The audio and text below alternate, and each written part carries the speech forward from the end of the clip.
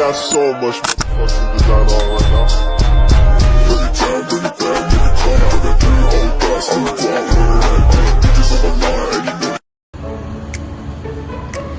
Assalamualaikum warahmatullahi wabarakatuh. Hai semuanya, perkenalkan nama saya Becky Anissa Witrukmana dengan NIM 2202110 dari kelas 5C Administrasi Publik Fakultas Ilmu Sosial dan Ilmu Politik Universitas Malik Saleh.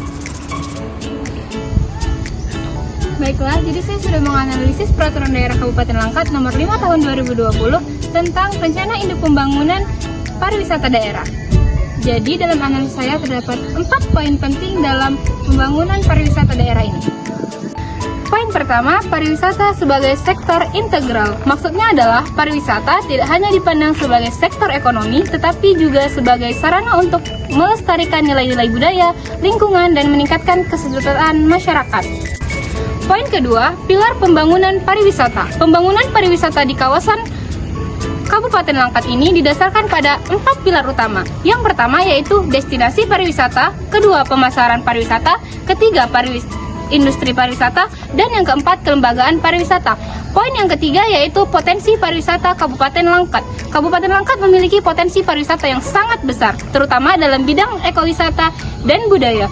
Beberapa contoh potensi yang disebutkan adalah pusat rehabilitasi orangutan dan pemandian Bukit Lawang, Masjid Azizi, dan kawasan ekowisata Tangkahan. Poin yang keempat yaitu landasan hukum.